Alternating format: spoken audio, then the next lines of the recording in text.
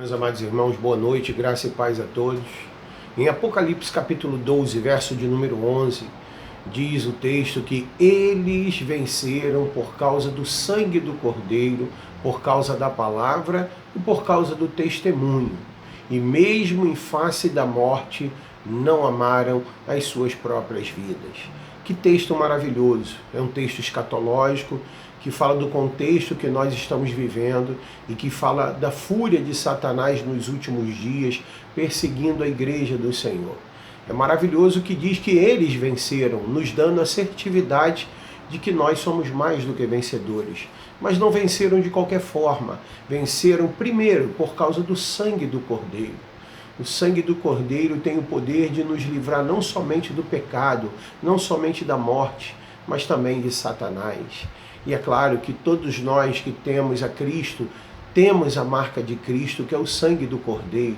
Aliás, as nossas próprias vidas e o nosso próprio nome está escrito no livro da vida com o sangue do Cordeiro. E ninguém pode apagar o nosso nome do livro da vida. Eles venceram não somente pelo sangue do Cordeiro, mas também pelo poder da palavra. Se você quer lutar contra o inimigo, só existe uma maneira de você lutar contra ele.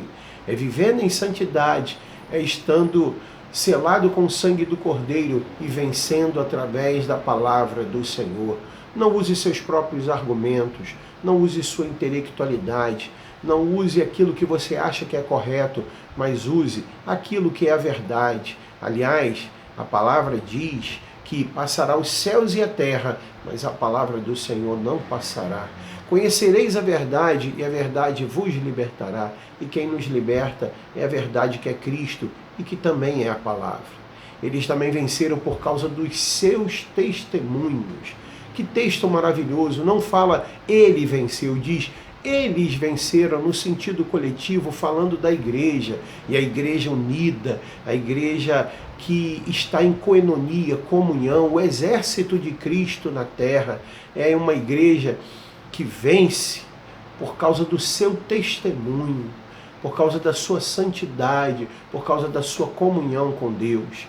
E diz a Bíblia nesse mesmo texto que mesmo em face da morte, diante de todas as circunstâncias, não amaram sua própria vida.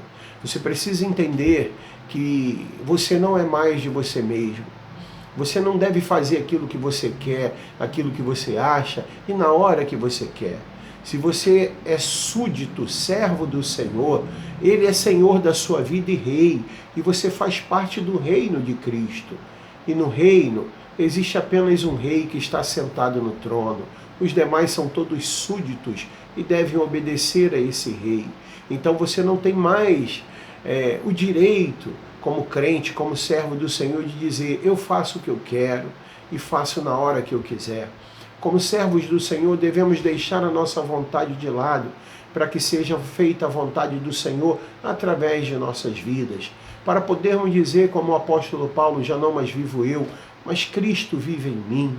Por isso, meus irmãos, nós vivemos um tempo difícil. E eu me lembro de um testemunho, aliás, são dois testemunhos bem contemporâneo, fazem algum tempo, no período ainda da nossa, praticamente no século que se passou, a história de dois grandes homens de Deus. Nós poderíamos falar de homens da Bíblia, poderíamos falar dos heróis da fé, como está em Hebreus no capítulo 11, poderíamos falar de grandes profetas que morreram por causa do Senhor, poderíamos falar das mortes de cada um dos apóstolos que não negaram a Cristo, poderíamos falar da igreja primitiva, perseguida por Roma, lutando contra gladiadores, lutando contra bestas feras, sendo cerrados ao meio, queimados como tochas vivas por causa da perseguição do Império Romano. Poderíamos falar das santas inquisições que aconteceram no período medieval, em que a Igreja Católica perseguia os crentes e no tribunal eles eram sentenciados somente porque não negaram a Cristo. Perseguição essa que Martim Lutero e tantos outros homens e mulheres de Deus passaram. Mas eu queria falar do testemunho de dois homens recentes. O primeiro se chama Sundar Singh.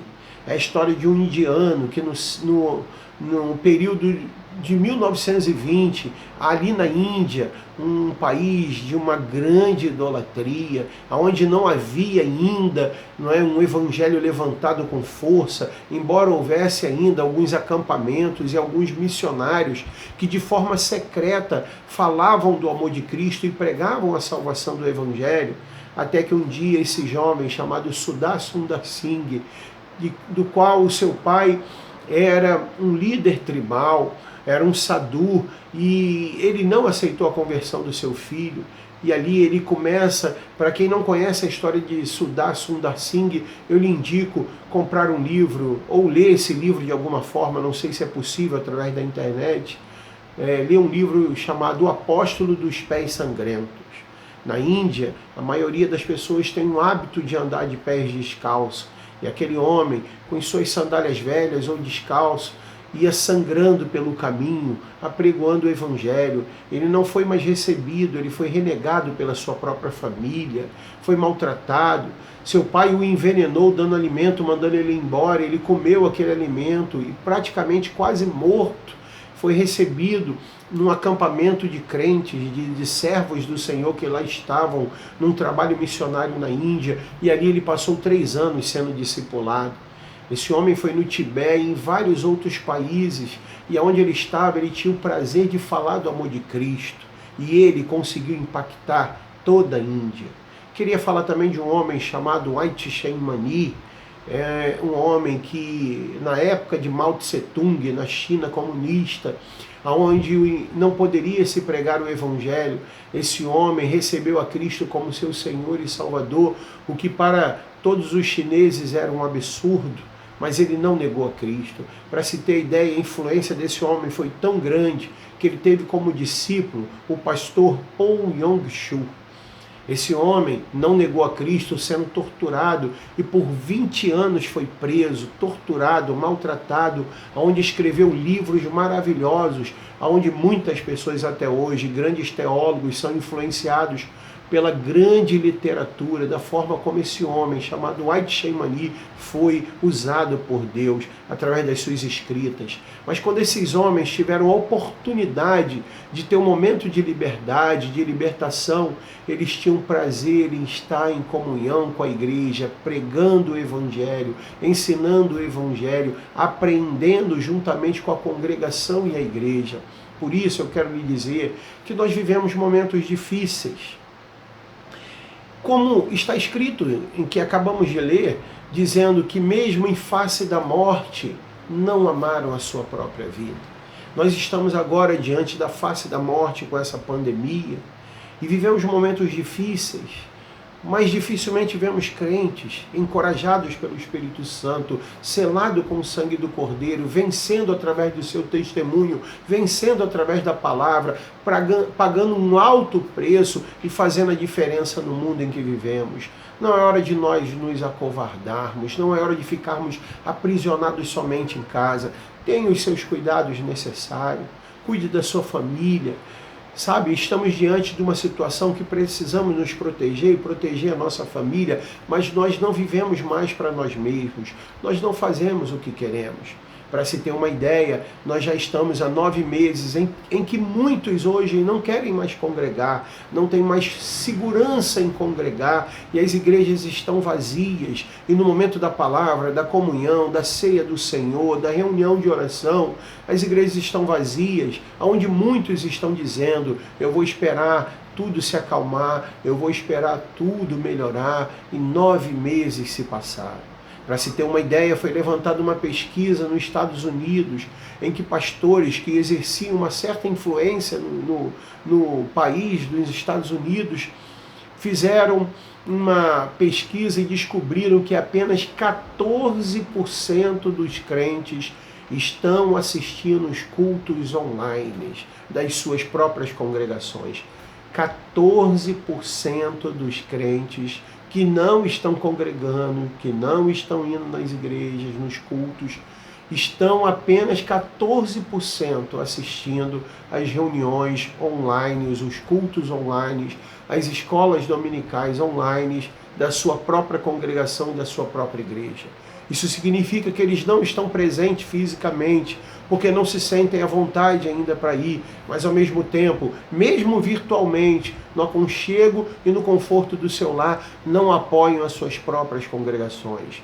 Vivemos um tempo difícil, onde os crentes assistem o que querem e na hora que querem. E hoje é muito fácil ser crente. Você escolhe o pregador, escolhe a igreja, escolhe o louvor, na acomodação da sua casa, no conforto da sua casa, e você assiste quando você quer e a hora que você quer. E geralmente o que escutamos é aquilo que gostamos. Raramente vamos colocar em uma pregação onde somos exortados, onde somos confrontados com nossos erros, com nossos delitos, com nossos pecados, com as nossas acomodações. Saiba que muitos homens testemunharam em face da morte, muitas mulheres testemunharam em face da morte e não negaram a Cristo e venceram por causa do seu testemunho. Tenha confiança em Deus. Faça a diferença no mundo em que nós vivemos, onde tantas pessoas estão sem fé, sem esperança, em pânico, precisando de alguém que seja servo do Deus Altíssimo e que obedece à vontade do Senhor e que vence juntos, através da palavra, através do sangue do Cordeiro e através do seu testemunho, não amando a sua própria vida, mas se entregando totalmente à vontade do Senhor. Por isso, meus irmãos, saiba que 9 meses estão se passando, em que muitos estão acomodados. E saiba que isso não vai ficar de graça. Isso trará consequências muito graves para a nossa vida espiritual e para a geração futura da igreja. Se nós, como pais, não temos mais prazer em congregar, se nós, como pais, não temos mais prazer em ler a Bíblia e orar, vivemos o evangelho da nossa acomodação, que legado passaremos para os nossos filhos?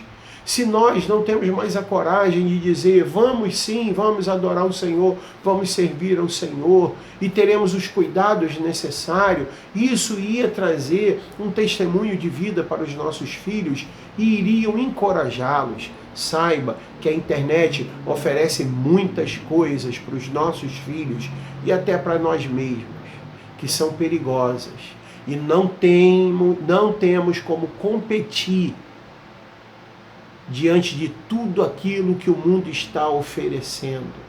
Os nossos filhos não têm prazer em ler a Bíblia, os nossos filhos não têm prazer em ir às escolas dominicais, os nossos filhos não têm mais prazer em assistir cultos online e ouvir louvores online, mas eles perdem tempo ouvindo Felipe Neto, que é hoje o maior YouTube do Brasil, influenciando de forma extremamente maligna e negativa toda a nossa juventude, toda a nossa adolescência, toda a nossa infância e as nossas crianças. Meus irmãos, essa é uma palavra de despertamento para nós. Não é um apelo para que você somente congregue, mas é um apelo que você precisa saber que no Evangelho, que no Novo Testamento, Jesus tinha os seus encontros. Encontros com a multidão, que nem sempre eram encontros que agradavam o Senhor. Esses encontros eram envolvidos por uma grande multidão que tinha interesse no pão, que tinha interesse no peixe, que tinha interesse no milagre. Mas Jesus amava também os encontros que ele tinha particular com os seus discípulos, com a sua comunidade, com aquela pequena congregação e aquela pequena igreja, onde ele mesmo, no momento da ceia, disse que desejava ardentemente ceiar com seus apóstolos e discípulos. Existe também um encontro pessoal. Esse não deve ser descartado. Pode ser no seu quarto, na sua casa. Pode ser um encontro no seu momento de oração. Pode ser você andando na rua.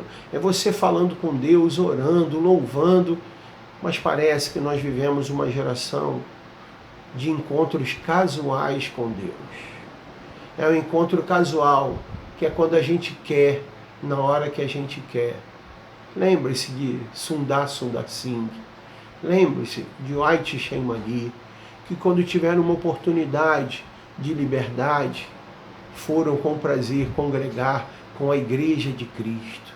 É por isso que eu acabei de ler esse texto, que está em Apocalipse, no capítulo 12, verso 11. eles venceram por causa do sangue do Cordeiro, por causa da palavra do Senhor, por causa do seu testemunho.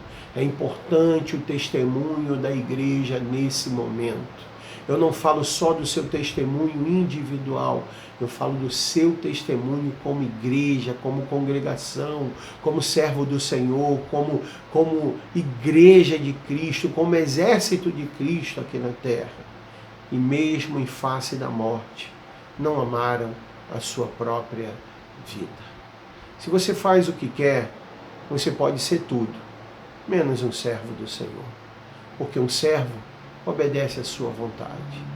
Eu acho que nós estamos cheios de vontade, cheios de quereres, cheios de sonhos e projetos. E estamos nos esquecendo que somos servos do Senhor e que em breve iremos nos encontrar com Ele e prestar conta de nossas vidas. Se de fato nós somos o exército de Cristo, nós amamos o que Cristo ama, nós amamos as pessoas, amamos os pecadores, amamos a sua igreja. Um grande abraço a todos, Deus abençoe e fiquem na paz, queridos.